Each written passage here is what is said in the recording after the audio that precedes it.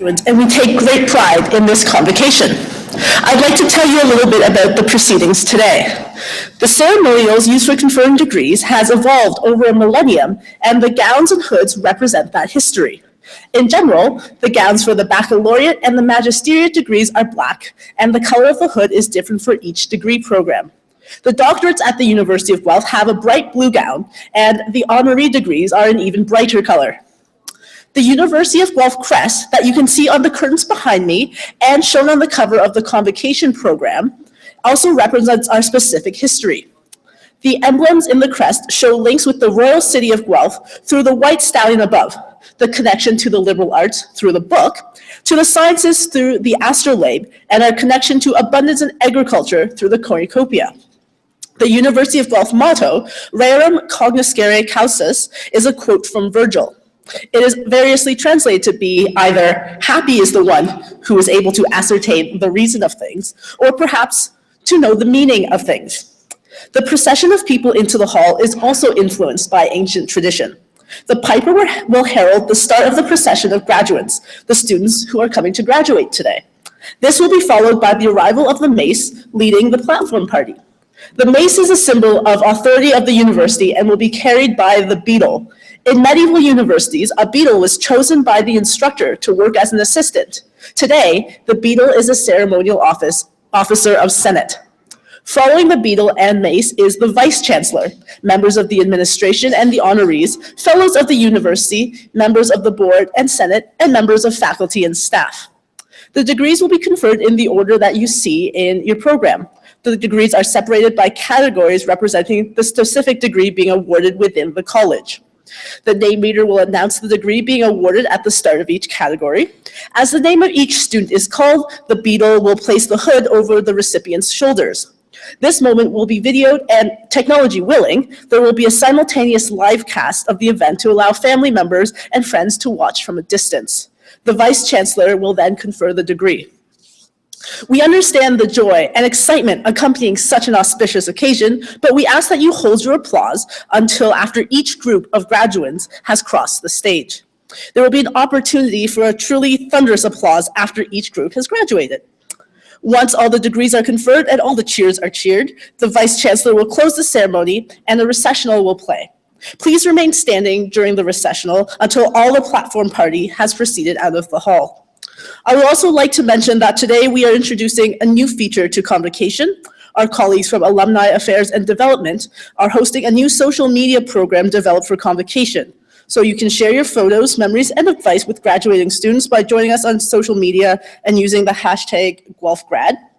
Finally, may I be the first person to congratulate the graduates on their various successes and offer my congratulations to the family and friends who are here to support them.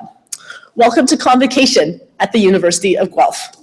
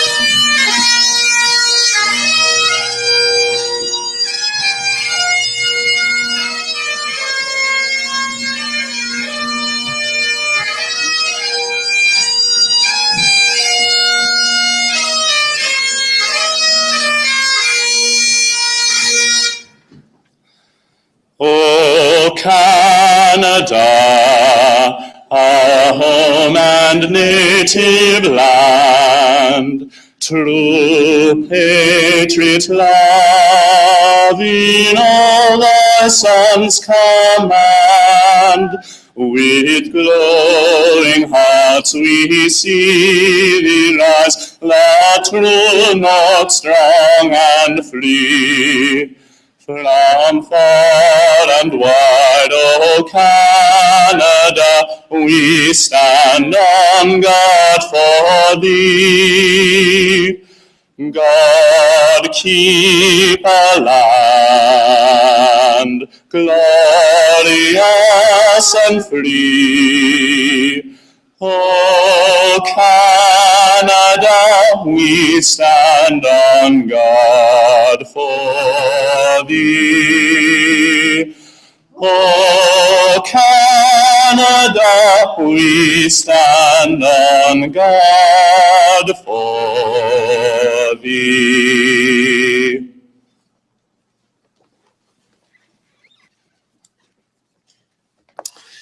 The University of Guelph would like to acknowledge the Attawandaron people on whose traditional territory the University of Guelph resides, and to also offer respect to our Haudenosaunee, Anishinaabe, and Métis neighbors as we strengthen our relationships with them.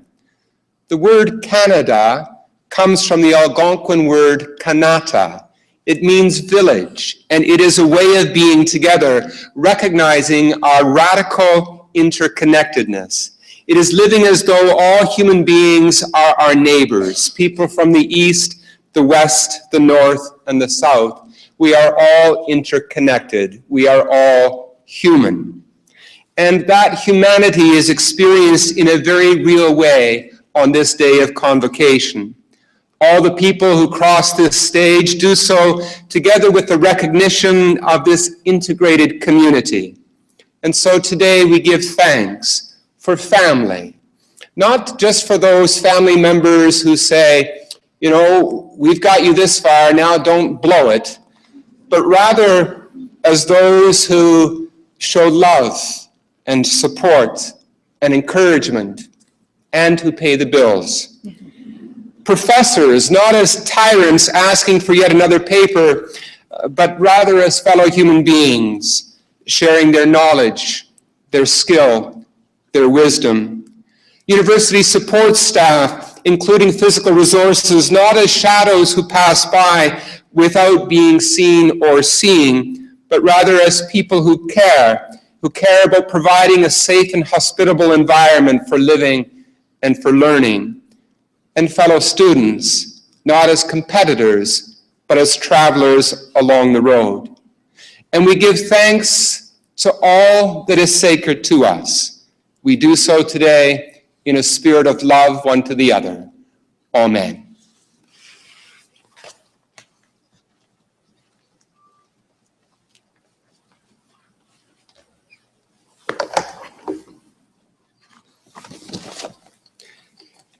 Members of the board, honorary fellows, and faculty of the university, families and friends of the graduands, and last but certainly not least, graduands, thank you. Please sit down and we can start our welcoming remarks.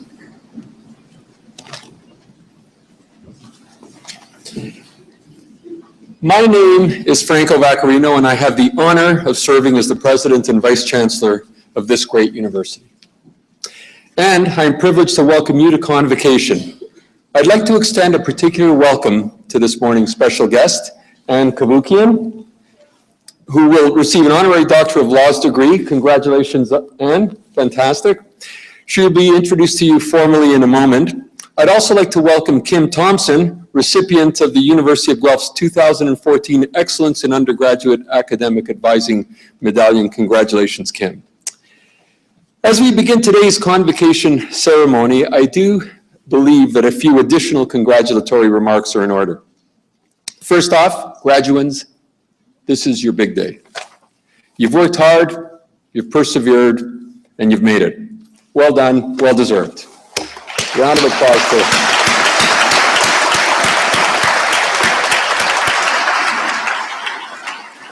And before we go on, graduates, there are a group of individuals here who I'm sure you will agree deserve your special attentions.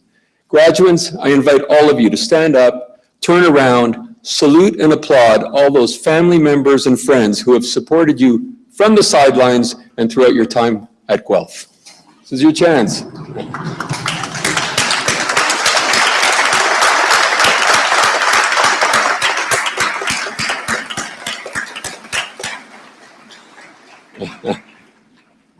I have to tell you, this is a great scene from this angle. So in preparing this welcome, I reflected on the address I gave at my recent installation. And for those of you who don't know, I'm also relatively new. I began my role here as president and vice chancellor on August the 1st. So my installation was a couple of weeks ago, and a central part of my message was about how this university has prepared you, our graduates, for this very moment and for the years that will follow. Let me share with you some of the thoughts I shared during that installation speech a few weeks ago. I'm an optimist by nature, and in many ways we are living through what might be remembered as one of the most exciting and important periods throughout history. The world today is marked by unprecedented dynamicity.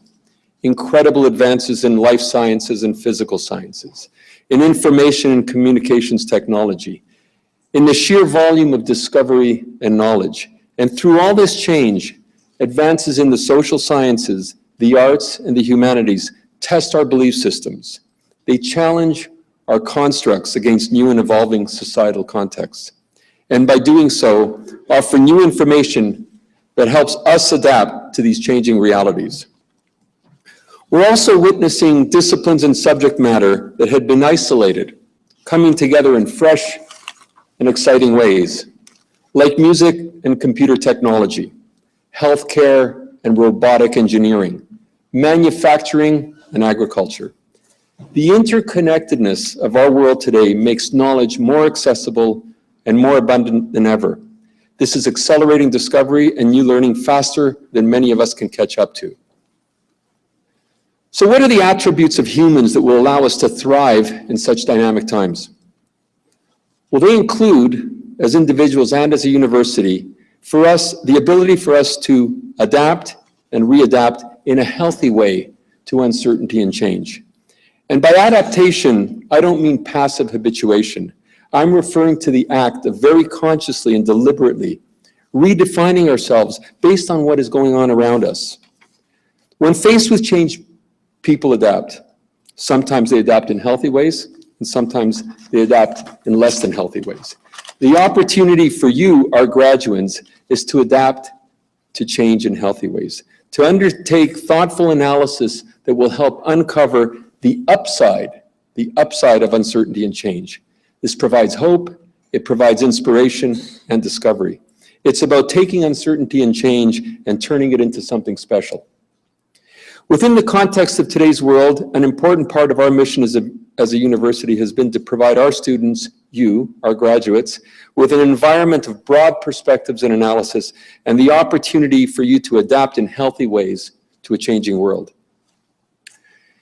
And in pursuit of this healthy adaptation, we must also remember and work to preserve and enhance what makes Guelph so unique: our integrity, our team and community spirit, characterized by the willingness to look out for our neighbors and to work together towards common goals, and demonstrated through our volunteer work across this beautiful city of Guelph and around the world. How and what you choose to explore should be grounded in and guided by these timeless values. Our university has worked hard to provide you with the tools to successfully adapt and navigate through the complexities and dynamics of modern society, and to provide you with hope and clarity. We have tried to help instill an ability to adapt and indeed to thrive within a more ambiguous and ever-changing environment. And we've built a physical environment that has supported your campus experience, a campus experience that has exposed you to meaningful learning, world-renowned breakthroughs, and personal growth. Through all this, we have also kept in mind that the University of Guelph provided you with a home away from home during a key transition in your own personal journeys, during a key period of transformation in your own development.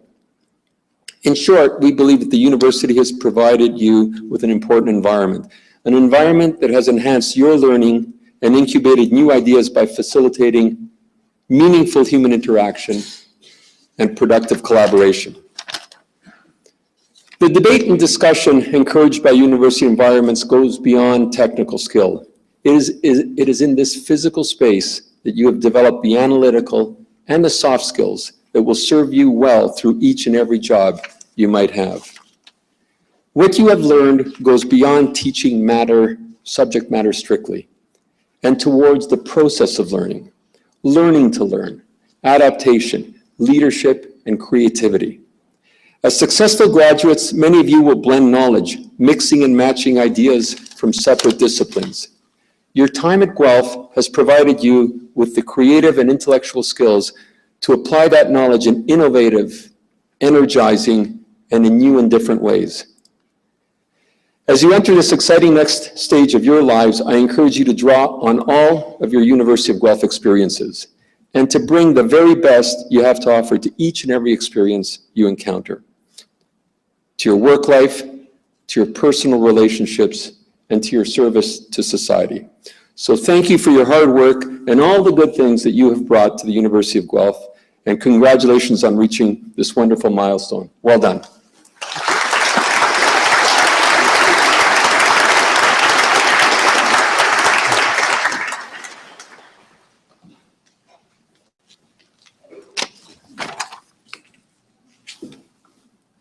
Mr. Vice Chancellor, on the recommendation of the Senate of the University of Guelph, it is my great pleasure and privilege to present to you Anne Convocation for the degree of Doctor of Laws, honoris causa.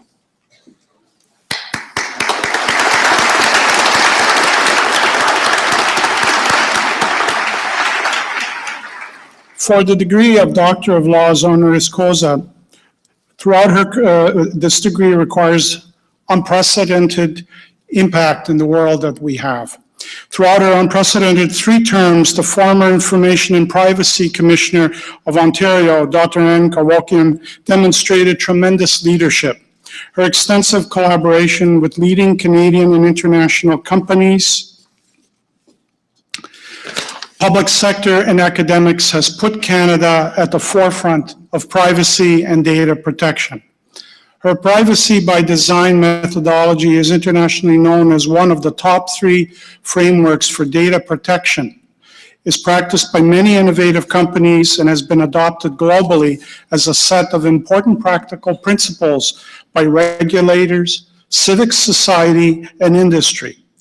Dr. Convocation has been instrumental in helping transition privacy-enhancing technologies from Ontario universities into practice through pilots and commercialization. She understands and has clearly articulated the benefits of data sharing, especially in the context of healthcare and health research, and plays a critical role in the research and commercial privacy technology development ecosystem. Dr. Convocation's extensive understanding of complexities and intricacies of privacy issues, her commitment to maintain privacy of Canadians as one of the main thrusts of our civil society, and her tireless efforts to hold governments to account on matters to citizens' rights and freedom has made her one of the top sought-after privacy experts in the world. She is currently the Executive Director of the Privacy and Big Data Institute at Ryerson University in Toronto. In well-deserved recognition of her outstanding and ongoing contributions, I now ask you, Mr. Vice Chancellor, to confer upon Dr. Convocation the degree of Laws honoris causa.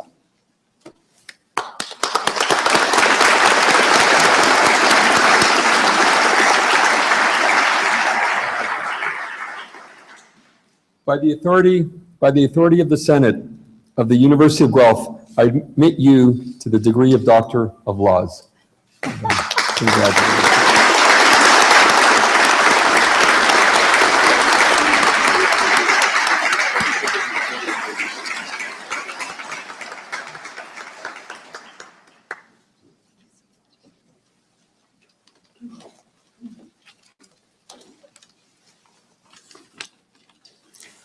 Mr. Vice Chancellor, upon the recommendation of the Council of Undergraduate Academic Advising at the University of Guelph, I have the tremendous honor to present Kim Thompson, the recipient of the 2014 Excellence in Undergraduate Academic Advising Medallion. This medallion was established in 2003 to recognize the high quality of academic advising, and it is awarded annually to an individual who has been nominated by undergraduate students. Kim Thompson has been a program counselor for the Bachelor of Engineering program since January 2007. After graduating from the University of Guelph's Bachelor of Science in Engineering program, Kim had a successful career as an environmental engineer before returning to her alma mater as a program counselor, a role in which she excels. Her nominators speak of how Kim consistently demonstrates her dedication and compassion to everyone with whom she interacts, noting that she understands the tremendous challenges that face engineering students, and she offers invaluable perspectives on engineering as a profession. One nominator indicated that engineering at Guelph is deeply enriched by having Kim as its advisor.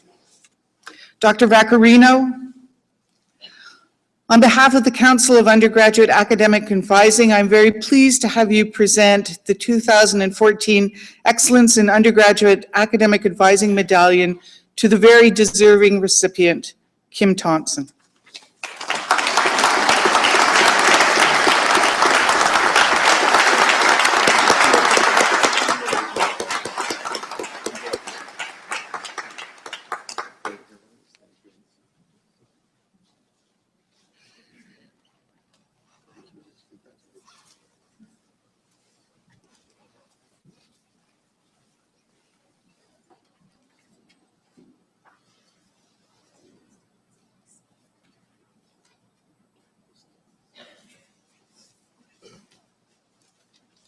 Anne Convocation will now give the convocation address. Anne?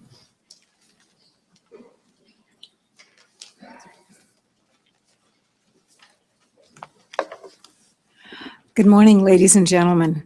What an honor, and I thank you from the bottom of my heart to all of you for kindly conferring this honor. It is something I certainly never expected. When I got my PhD so many years ago, believe me, I never would have dreamed about receiving such an honor as this. And I have to tell you, I loved being a student. I loved being an undergrad. I loved being a graduate student. And when I think back, so much has happened since then. I thought I would just share some of my important takeaways with you. Privacy, of course, is my life. It has become all that I do, and I believe in it so deeply. But I want to tell you just a little bit about what I encountered after graduate school, how privacy came into my life, and how I want each and every one of you to pursue something. But that which you pursue may not be evident the day you walk out of here. Certainly, I didn't trip over privacy when I first left. I did my PhD in psychology and the law. I studied criminology, legal issues, and I volunteered for the Canadian Civil Liberties Association. I did volunteer work there, and I came to discover privacy through that opportunity. And then that led me, when I was appointed by Justice Sidney Linden, the first privacy commissioner. We're talking back in '87, dare I say it. I was very young, started off. But I would never have expected, if you said to me in graduate school, what are you going to do for the rest of your life? What's your passion? I wouldn't have said privacy because I didn't know. But it has just been overwhelming, the enormous attraction to privacy. And I want to make it clear, privacy obviously is a fundamental human right, but people always think of it at the individual level. It is so much more than that. It has enormous societal value. Ladies and gentlemen, privacy equals freedom. You cannot have freedom, you cannot have free and democratic societies without privacy as the essential ingredient. And privacy is not about secrecy. It drives me crazy when people say, well, if you have nothing to hide, what's your problem? You can reveal everything. It's such utter nonsense. If you unpack that, the premise is that somehow the state or your husband or your mother or your father or whoever is supposed to be able to know everything about you. That's what if you have nothing to hide means, that there is some edict that enables the state to access everything about you. Utter nonsense. Reject that categorically. What freedom means, free and democratic societies, it means that if you're a law-abiding citizen, you can do what you want. You go about your business. It's your business. And that's what we want to ensure we retain well into the future. And it's in jeopardy now, as you know. But look at the lengths people will go to try to get back freedom. Look at the Arab Spring a few years ago. Look at what's happening in Hong Kong with the students there. Freedom is so essential. I can't emphasize that to you enough. I think of my parents. We came to Canada when I was 4 years old. I was born in Cairo. I'm Armenian. There was a large, thriving Armenian community in Cairo, in Egypt. Which was under British rule until the British pulled out and Abdel Nasser came into rule in the 50s. And that's when everything changed. My parents, whose parents had escaped from another area, escaping the Armenian genocide, landed in Egypt, started a new life again for their children, had a wonderful free life until everything changed when Nasser came into rule. And my parents, who had just an amazing, wonderful life, they used to refer to Cairo back then as the Paris of the Middle East. They had a charmed life. They wanted for nothing. What did they do? They gave up everything. They literally left in the dead of the night. They couldn't take any of their money out. The banks were all nationalized. They left in the dead of the night so that their 3 children, myself and my 2 older brothers, could live in a country and be raised in freedom. I mean, when I think of that, it's daunting to me because we're so accustomed to the comforts of life, and to think that you would give all of that up and come into a completely foreign country and do it so that your children can be raised in freedom. That's how important freedom is. And when you look at other countries, you look at, for example, Germany. Germany is the leading data protection country in the world. It's no accident that Germany had to endure the abuses of the Third Reich. It's no accident that they had to endure the complete cessation of all of their freedoms. And once that ended, they said, never again. And they have lived up to that. They uphold privacy and freedom every single day. If you go to a conference there, as I've had the opportunity to do many times, they will always lead every conference, every talk with a reference to the time when the Stasi police could have access to everything in your life, everything. No one had any freedom. People were afraid to look at each other, say things because they were afraid it would be reported back. I'm just saying these things because it's so important to ensure that freedom continues now and well into the future. Absolutely essential, and privacy is essential in order to have that. So how do we do that? How do we do that in this world where we've learned through Edward Snowden's revelations that there's massive, massive surveillance that has been largely kept from all of us? How do we ensure, with all the enormous technologies that are developing, you think of the Internet of Things that is now developing, mobile to mobile, machine to machine, ubiquitous computing, mobile online connectivity, big data. How are we going to retain our privacy? And what people often say is, well, sorry, I guess you're going to have to give up, privacy, but it's worth it. Look at how much you're getting back through big data. All the health research we're going to learn about, all the advances. I want you to say no to that. What I want you to say no to is that zero-sum proposition, that it's one interest versus another, that it cannot be both. That is what I would love you to reject. Abandon that dated zero-sum model. What zero-sum means essentially is that you can only have an increase in one interest, security, when it's matched with a decrease of another interest, such as privacy, such that the two total to a sum of zero. Completely unacceptable. And it consists of unnecessary trade-offs. We've demonstrated this again and again through the research we've done, and we've worked with major companies, Intel, Microsoft, HP, IBM, Oracle. We worked with all the large companies, Apple, Google. Why do we do this? Because we want to demonstrate that you can in fact do both. I want you to reject zero sum for positive sum. Positive sum means you can have two positive increments in two interests simultaneously so that the sum is a positive sum.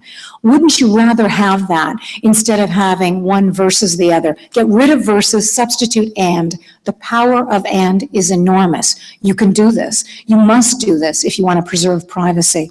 I developed privacy by design a long time ago, back in the 90s, late 90s. It really took off after 9/11. And the reason it took off after 9/11 was it became abundantly clear to me that if we didn't do that, if we didn't substitute a positive sum instead of a zero-sum model, we were not going to have any privacy, because after 9/11, you can imagine, no one was, I talked to my colleagues in the United States that day, no one was interested in supporting privacy. That my colleagues in the US felt they would be branded as being undiplomatic, unpatriotic, if they were supporting privacy in such a difficult time. And it was an outrageous time. I remember that day the Globe and Mail called us and they asked me, they wanted our position on 9/11 so they could post it on their website. I mean, how can you respond to that? We did, and we said, public safety is paramount, but not to the exclusion of privacy. You can weave privacy into this. We've done this in our healthcare system. We have an excellent law in Ontario called PHIPA, the Personal Health Information Protection Act, which leads with the delivery of healthcare services, but with privacy interwoven. You can and must have both. Privacy ultimately is about control, personal control. Your ability to control the uses of your information and to whom your personal information is disclosed. And it will not be what you may expect. That's what I've learned over the years. Control is a very interesting concept. Around the time when PHIPA, the Personal Health Information Protection Act, came into being, 2004, we were going around, as I always do, is going out talking to healthcare workers, hospitals, et cetera, and telling them how great this law was. And I was getting a lukewarm reception, which surprised me. I usually get a pretty darn good reception. And I didn't like that. So after about the third or fourth time, I said, okay, that's it. I want to know, what is the problem here? I want to know what it is because I want to fix it. And finally, a brave young doctor stood up and he said, okay, you're the privacy commissioner. We know you believe in privacy. That's great. But in our world, it's all about patients and healthcare. You don't know what it means to be a patient. You know what it means to be, and they were saying basically your priority is privacy. You're putting that above healthcare. And it dawned on me. I got it right away. And I thought, okay. And it was my choice to go public with a lot of my personal health information, which I've done since then. So I've had a lot of surgeries. I've had a lot of neurosurgery, brain surgery, you lose your hair, horrible things happen. You lose some memory over the years, 4 or 5 surgeries, and I've had a lot of other things. The thing is, you don't let fear rule you. You will get through whatever comes your way. You never, ever, ever give up, and you don't give in to fear. And when you have an encounter like the one I just described, you want to go public with something, it's completely your choice. Do it if you feel that it's justified. So I knew I had to make a decision then. I could go public and tell them, and I did. And I said, are you kidding me? I said, I bet you I've been to Emerge more often than you have. I know exactly what it means. To go to Emerge, my head is exploding. Last thing even on my mind is privacy. And I'm just saying, put me out of my pain, take care of this. I've done that more times than you can imagine. And I went through all the hospitals I've been through, and the guy, his jaw dropped. And I did that, it was my choice, because I wanted him to know I knew exactly. I said, I bet you I've been a patient more often than you have. And I said, don't misunderstand this. Delivery of healthcare services, paramount. That's the first thing you do. But you don't have to abandon privacy in order to do that. You can do both. And I can help you. I can show you how we can wrap a cloak of privacy around this invaluable service that you provide patients. That was it. It turned things around like that. And it was my choice. Would I ever tell you that you should go public with your health information? Of course not. It is the most sensitive information ever out there. But if you choose to, in whatever area, as long as you feel you have control to do this, it's your choice. That's why privacy is all about freedom of choice and what the Germans called informational self-determination. That was such an important concept. They embedded it as a right in their constitution in 1983. It's that the individual should be the one who determines the fate of his or her personal information. It's that simple and that difficult in this time of ubiquitous computing. But that's what we have to strive to continue. And that's what Privacy by Design can deliver, and why it has been made an international standard. In 2010, it was unanimously passed as an international standard. Since then, it's been translated into 37 languages all around the world. It's being followed globally. And the beauty of it is, it doesn't reject one interest for another. It allows for both. It insists upon both. And by doing that, the sky's the limit. Here's the problem. When I say problem, a lot of people will tell you, no, it's not possible. You can't possibly do that. It's too hard. It is hard. It's much more difficult to deliver 2 interests in positive increments than one versus another. But the return is so much better. And you can. Privacy breeds innovation and creativity, not the opposite. I've gone around the world, literally. I had one year, I called it the Year of the Engineer, talking primarily to engineers and software designers to make sure they could do what I'm asking, embed privacy into the design of information technology, operational processes, embed it into the data architecture, make it a part of the program you're delivering, in an effort to prevent the privacy harm from arising, instead of just offering a system of redress after the fact. And every engineer I spoke to, every software designer said, of course we can do that. We're smart. And I loved it. They're confident they can do this. But they said, the only requirement is we have to be advised of that wish right up front. When we get the instructions to write the code or the program, that's when we have to know that that is your expectation. Then, of course, we can deliver. So since then, I've been talking to business leaders, CEOs, boards of directors, and I tell them, you make sure when you're talking to your designers, to your engineers, you make it very clear you want whatever the purpose of the program is, and privacy if personal data is being collected. I can assure you we can do both.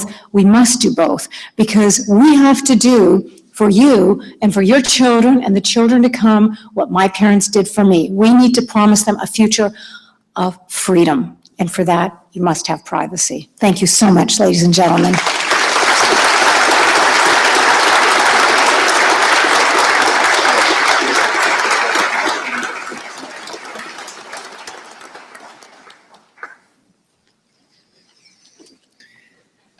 Thank you very much, Dr. Cavoukian, for providing us with I would argue, a very positive view of privacy, something that should be important to all of us, and on the importance of controlling the information that we hold. Thank you. Well, now it is your turn. Will the graduating class please rise?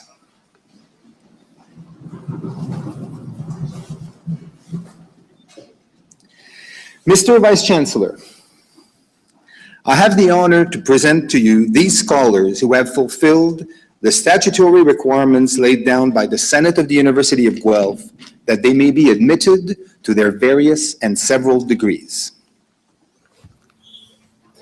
By virtue of the authority vested in me and in the University of Guelph, I hereby accept you for admission to your various and several degrees with all the rights, privileges, and obligations appertaining thereto.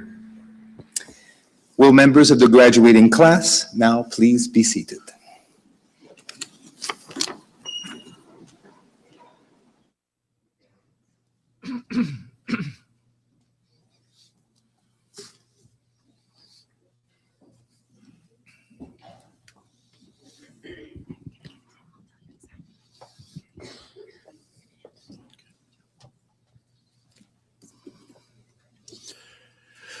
All right, the moment has come. Your graduate will come across this stage and end one part of a long journey. Now, I'm sure many of you will want to leap into the air, sing out an ode of joy, shout out, that's fine. But could you please hold your applause until each group has gone through, and we'll let you know when to applaud. Mr. Vice Chancellor, I have the honor to present to you these scholars from the College of Arts that they may be admitted to the degree of Bachelor of Arts Honors Program. Deborah Michelle Beam.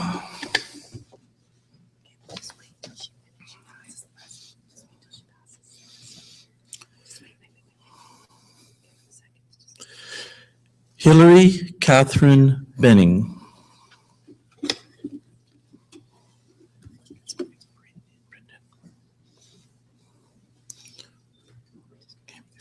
Brendan Boonstra.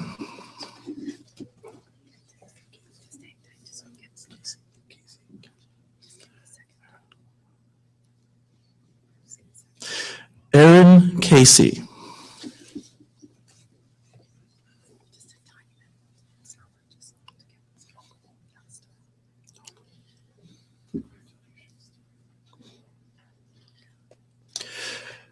Dawn Elizabeth Cooper.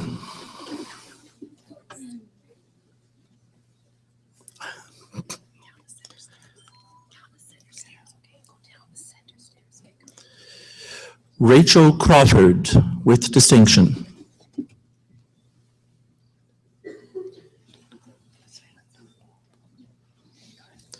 Dana Janine Deming Watson with distinction.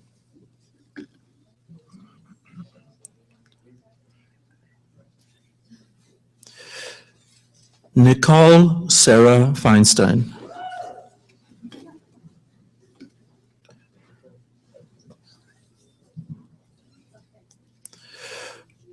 Tracy Hamilton.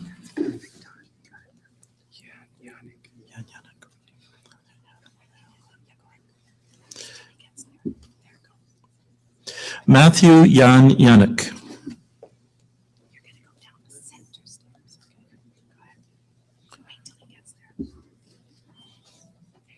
Brody David Johnston.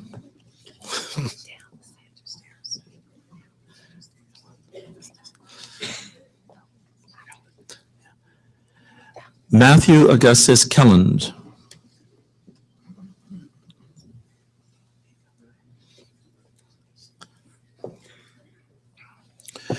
Kate Lightstone with distinction.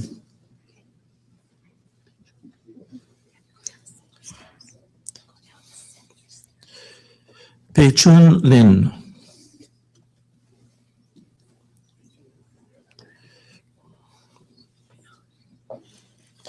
Amy McBride.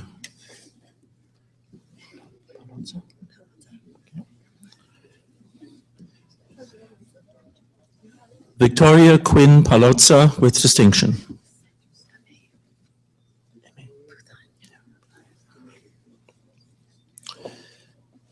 Aimee Pouthon.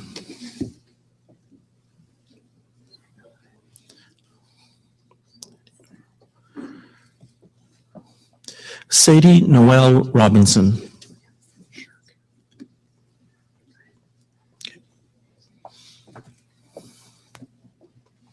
Bradley Shirk.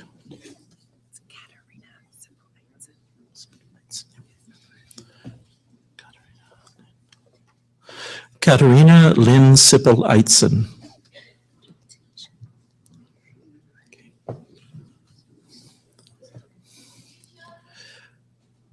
Tanisha McDougall-Smith.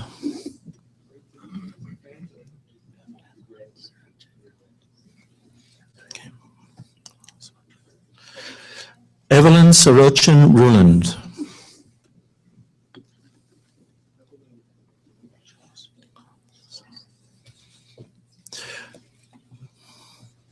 Chelsea Nicole Souza.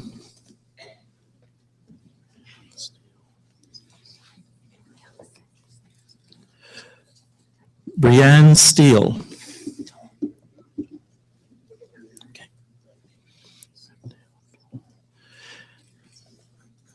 Amber Dale Toll.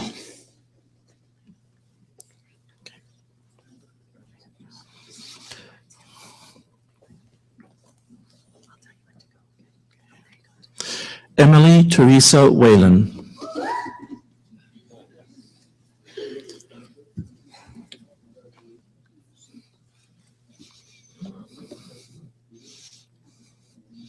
And let's congratulate this group of scholars.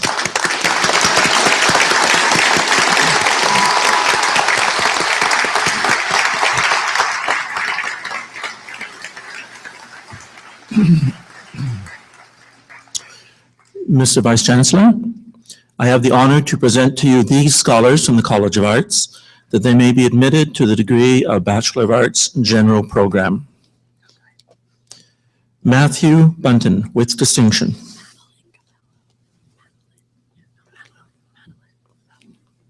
Okay.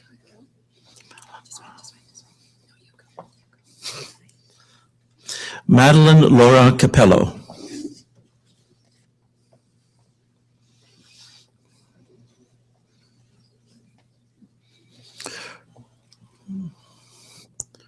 Colin Anthony Durkin.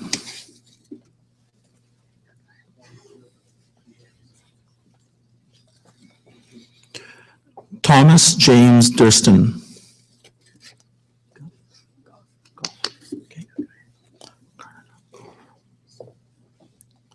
Carla Dawn Goff with distinction.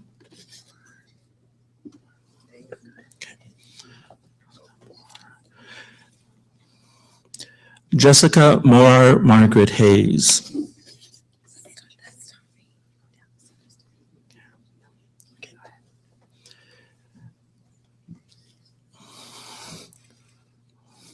Erica Joy Elizabeth Holst.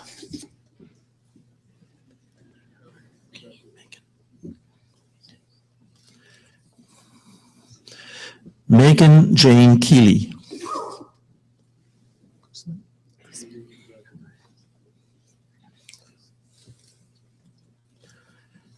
Samantha Marie Kussman.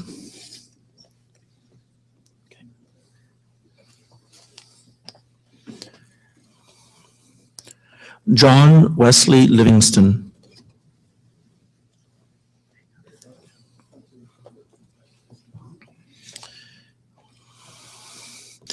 Stephen M. Lynch.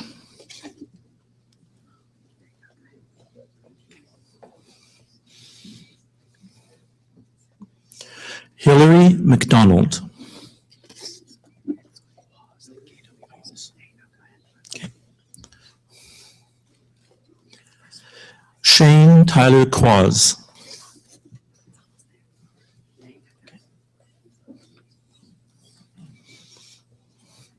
Cameron Scott West.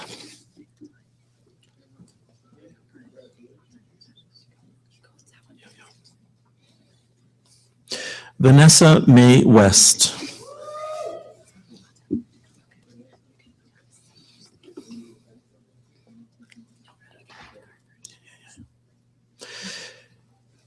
Let us congratulate this group of scholars also.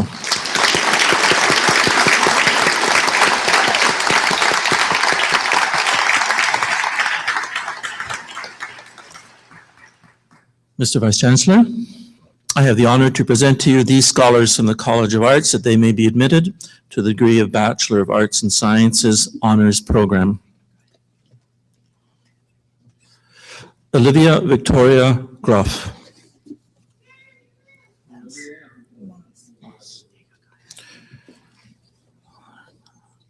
Sarah Christina Maas.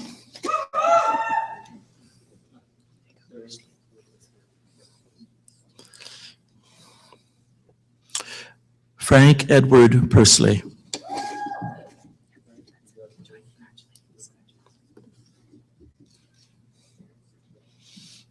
And that was the last group from the College of Arts.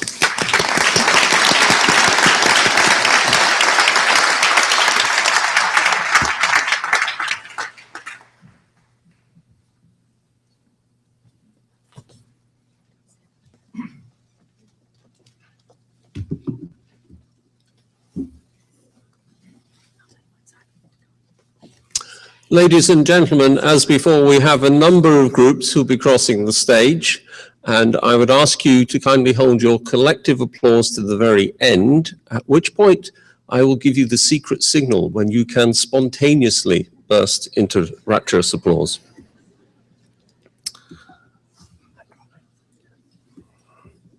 Mr. Vice-Chancellor, I have the honor to present to you these scholars from the College of Biological Science that they may be admitted to the degree of Bachelor of Science in the Honours Programme. Adam Andrade.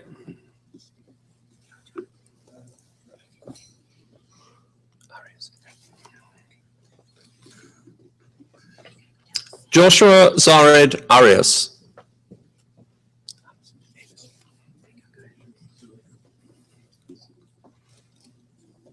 John Mitchell Avison.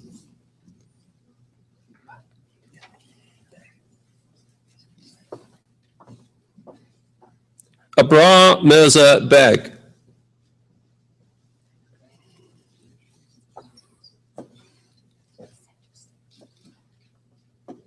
With distinction, Caitlin Marie Bartlett.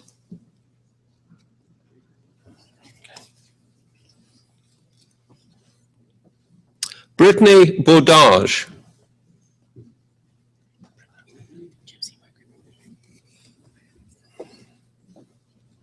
Josie Margaret Brimler.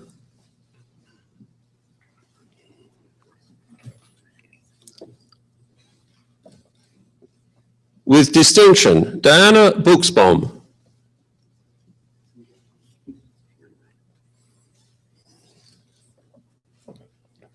Shannon Shuen Chan.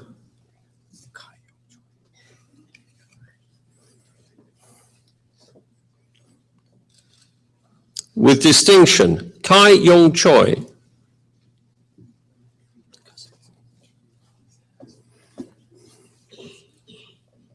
With distinction, Melanie Mary Ann Cousins.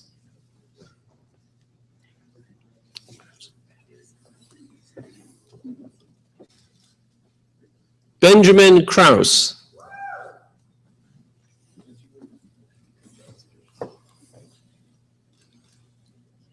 Keegan Maureen Curran.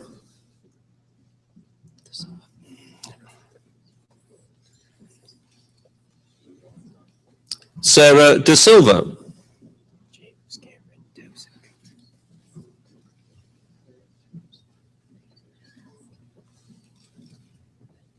James Cameron Dowsett Cooper.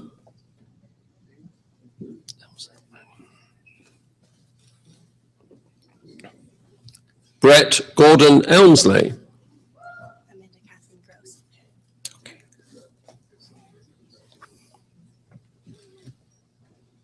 Amanda Catherine Gross.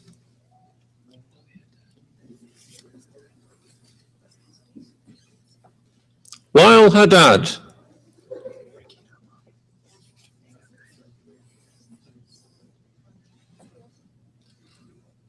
Raghid Hamami.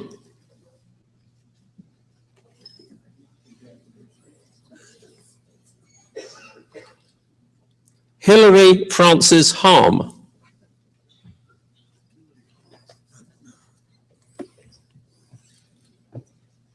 Christabel Joy Harris.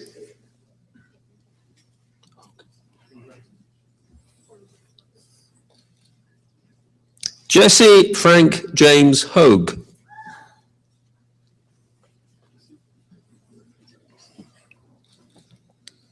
Kaylee Ann Hogarth.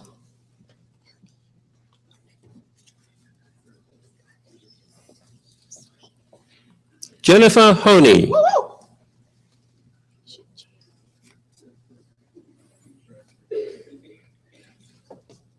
Mengxing Zhang.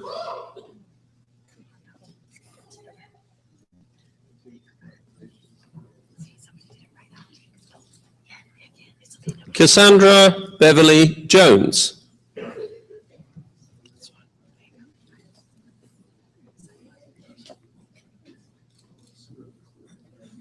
Amanda Catherine Langley.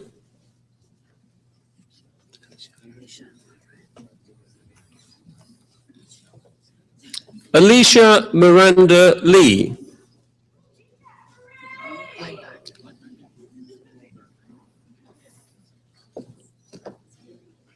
Miranda Lindsay Lineback.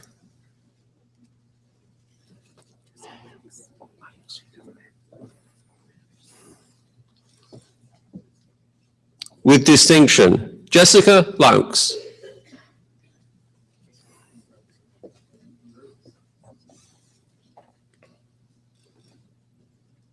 Matthew Stephen Lowry.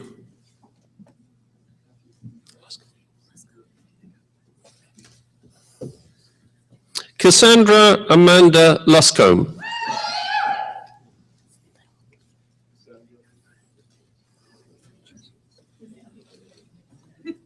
Emily Jean Little.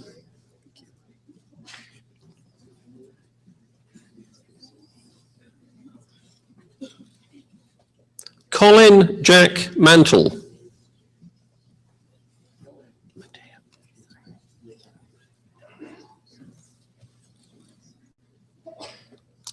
Kyle John Mattia.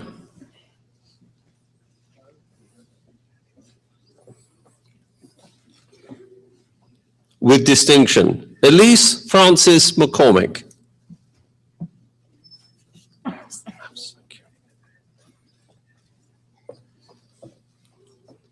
With distinction, Kelly Allison Helene Mouse.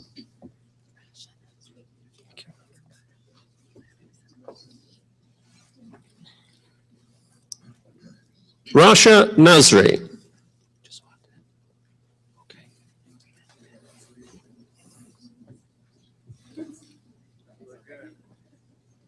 Sarah Rhiann O'Carroll.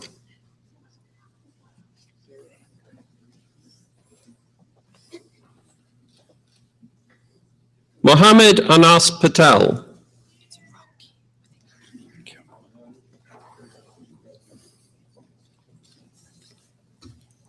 Jennifer Michelle Rogie.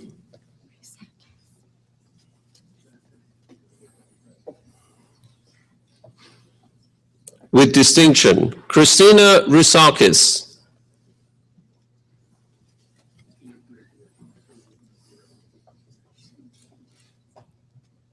With distinction, Alison Kirby Rudland.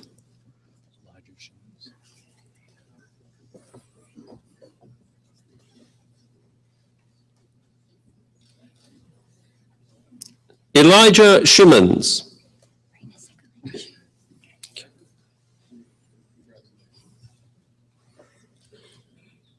Marina Sekulic.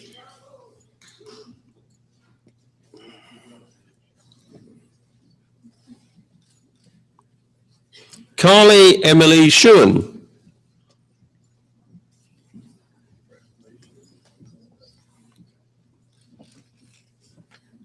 Ashley Ann Sibley.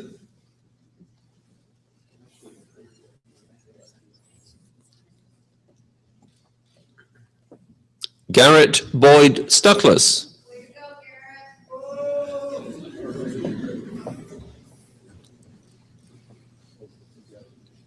Chelsea Tremblay.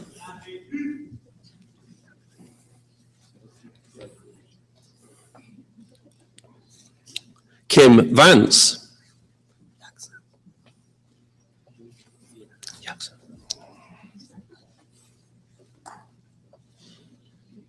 With distinction, Yaksa Lukasz Wabinski.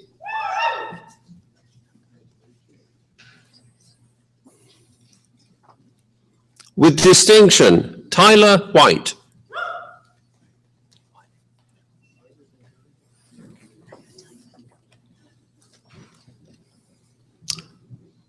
Robert William Lewis Wiley.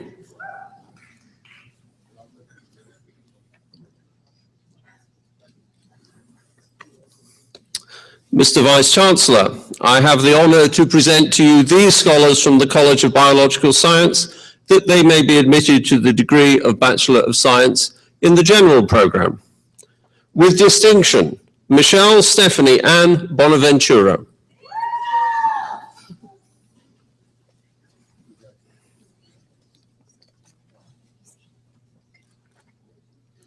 Vanessa Bossamworth.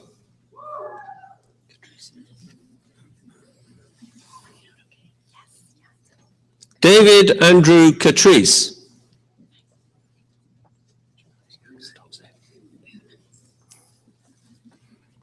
With distinction, Emily Page Dewhurst and friend.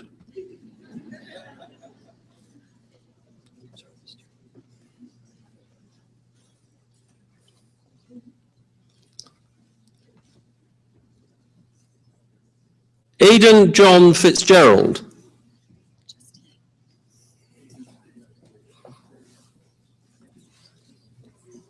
With distinction, Justine Forbes.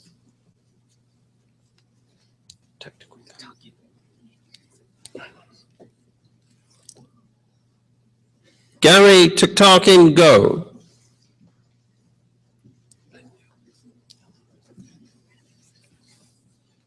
Jane Chin Ling Liu.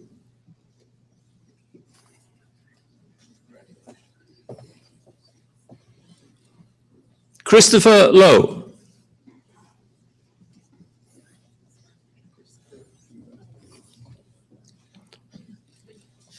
With distinction, Kelsey Nicole Michiko Motomura.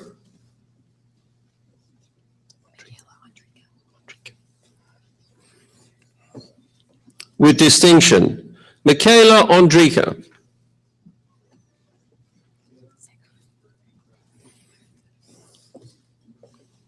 Gabrielle Perez Sagajon.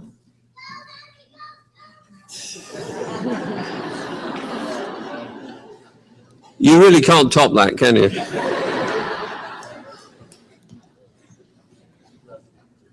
Kirsty Lynn Rapai.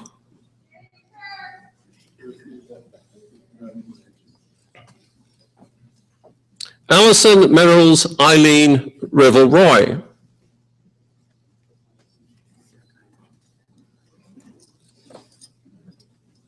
Lauren Ashley Reed.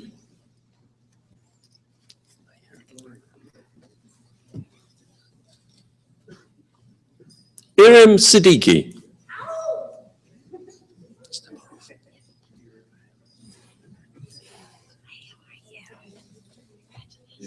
With distinction, Rita J. Stemarov.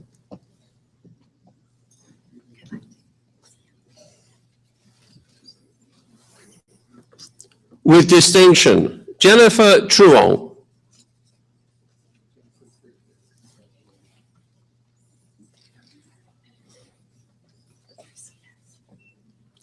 With distinction, Scott van der Molen.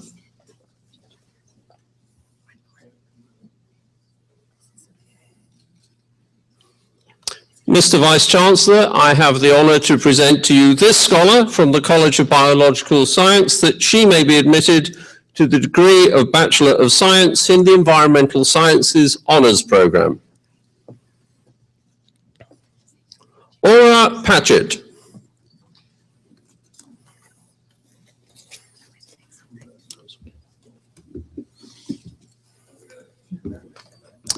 Ladies and gentlemen, you have been wonderfully restrained. It's now time to raise the roof. Let's congratulate all of our students.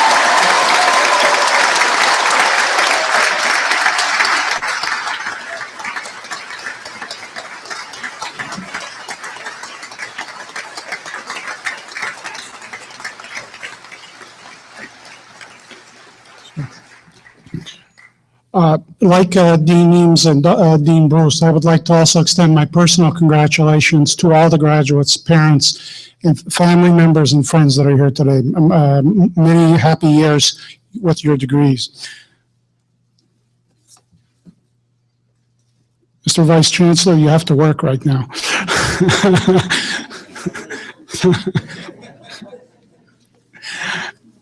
Mr. Vice Chancellor, I have the honor to present to you this scholar from the College of Physical and Engineering Science that he may be admitted to the degree of Bachelor of Arts General Program. Simon Baxter Elias.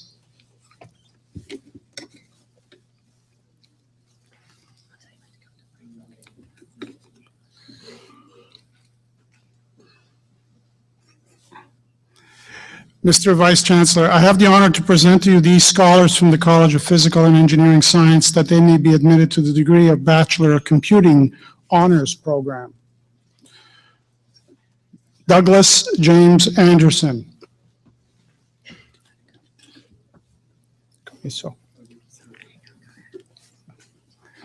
Domenico Comiso.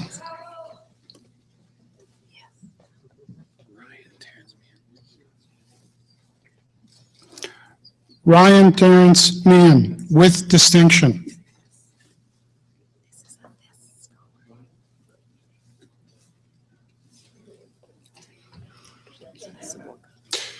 Mr. Vice Chancellor, I have the honor to present to you this one scholar from the College of Physical and Engineering Science that he may be admitted to the degree of Bachelor of Computing General Program. Matthew Lawrence Tsibuka.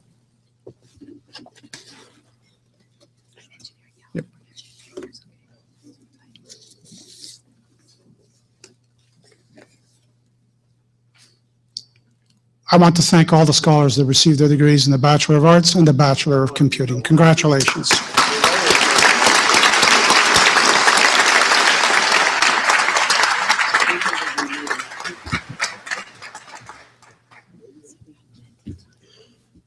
Mr. Chancellor, I have the honor to present to you these scholars from the College of Physical and Engineering Science that they may be admitted to the Bachelor of Engineering in Honors Program. Amatul Rahim Abdul Abbasi.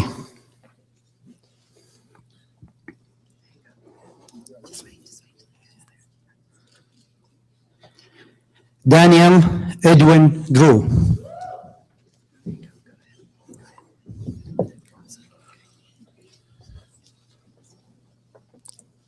David Alexander Rugola.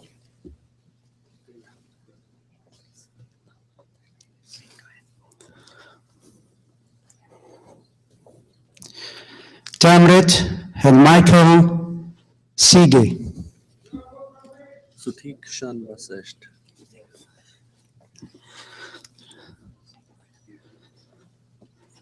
Sutish Khan Vastish.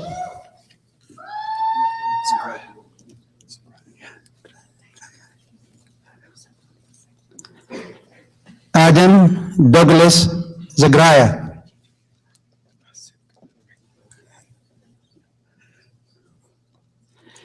Andrew Michael Zook.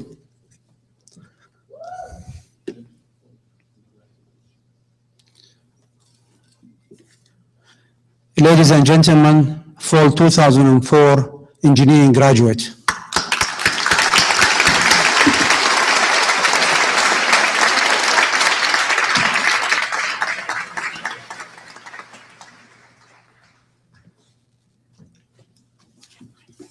I'm back to announce the recipients of the degree Bachelor of Science, Physical Sciences. At the University of Guelph, the Bachelor of Science is split between biological sciences, agricultural sciences, and biological science and physical sciences. Mr. Vice Chancellor, I have the honor to present to you these scholars from the College of Physical and Engineering Science that they may be admitted to the degree of Bachelor of Science Honors Program. Anthony David Butt.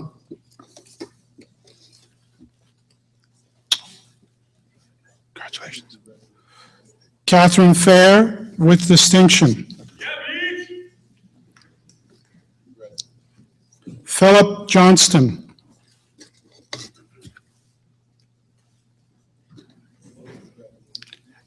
Joshua Derek Quickman.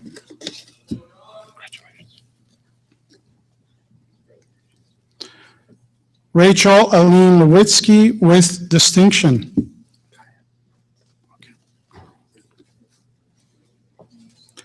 Kaya M. Smith.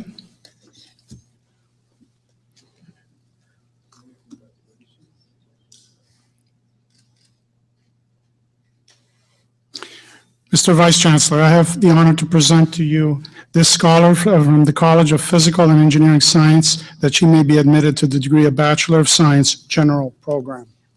Congratulations. Paulina Bajorek with distinction. Oh, I missed one. So That's John Kwok-Chung. Wait. Okay. Kwok-Chung. Okay. John Kwok-Chung Y.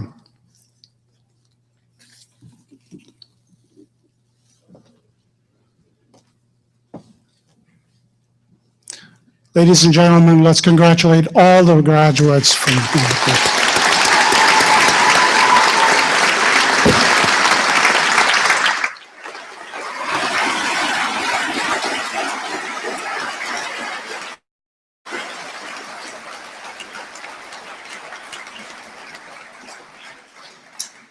Mr. Vice Chancellor, I would ask you to confer the various and several degrees on the graduates listed in the program but unable to be present at this ceremony. By virtue of the authority vested in me and in the University of Guelph, I confer the various and several degrees in absentia on the graduates not present. Well, graduates, you've done it. I'm Serge Desmarais. I'm the acting provost and vice president academic at the University of Guelph, and I have the pleasure of providing you with some final comments to conclude today's ceremony, but I promise that these will be brief. I know the last thing you want is somebody to talk at you for 20 minutes. But I want to remind you all that today we came together to celebrate an important transition in your life. And it's easy to think of this as the end of a process, with days of studying, exams, or assignments now over. But your process of learning did not begin here at the University of Guelph, nor will it end when you exit the room, take lots of photos, and celebrate in the company of family and friends.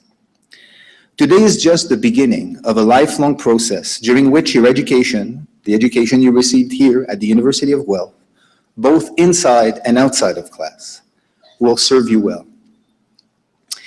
We hope that we have succeeded in opening your eyes to the complexity of life and to the multitude of perspectives based on culture, upbringing, and experience. We hope that we've given you a glimpse of a greater knowledge of the world around you, of how humans interact with each other, for both good or bad, of art and science and history, of the importance of caring for those around us and the planet we live on, and all of those other things that you've learned and researched and studied. Remember that the education that you've received provides you with opportunities and responsibility. On one hand, it allows you the capacity to take advantage of opportunities that will serve you well and will help you achieve your personal goals. But on the other hand, it highlights your responsibility to play an important role in civil society, whether local, national, and international. So we would like to challenge you. We would like to ask you to be active participants in the world around you. The world needs you to help resolve serious societal issues. We need you to make informed decisions and that can take into account the complexity of a global world. And we definitely need you to apply your knowledge and energy to address these increasing complex social issues. Of course, dealing with these important problems will not be easy. Many of us feel that a single person's effort will not resolve the complexity of the world's problems. But if not you, if not us, then who will be responsible? Your university education has provided you with critical skills to answer complex questions.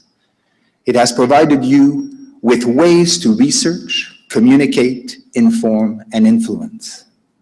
It is now up to you to put all that knowledge to good use and to make your mark on the world around you. And as you make that mark, remember that the University of Guelph has become a small part of who you are, and that you've also become a large part of our collective history. Your association with the University of Guelph is lifelong. Know that you are always welcome to return, to visit, to learn more, to continue sharing in the vibrant community of learning. We are proud of your achievements, and on behalf of the entire University of Guelph, I offer you my personal congratulations and best wishes for an exciting and successful future. Congratulations.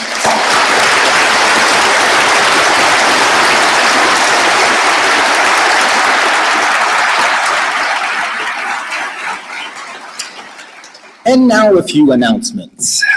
Today we actually host 5 ceremonies. We'll be very tired at the end of the day. And as soon as you've departed from the hall, we will reset for the next graduates who are anxiously waiting to get into the hall and go through their own ceremony. So if you would all depart, after the platform party has left the stage, we would like you to depart through the door on either side of the stage, and so that we can admit the guests for the next ceremonies through the door at the back of the hall. And we thank you for your cooperation on that. And following Convocation, the college deans will host a reception for all graduates and their guests in Creelman Hall. This is an opportunity to congratulate the graduates, and we hope that you can arrange to attend with your families and friends. After you've taken all the photos that you require, would you please return your gowns, because we need them for the next 4 ceremonies. Please return your gowns to the tent outside, directly behind War Memorial Hall. Once again, congratulations, graduates. We are proud of your accomplishments. And now I turn to Dr. Vaccarino for final words. 3 words: Convocation is dismissed. Congratulations. Well done.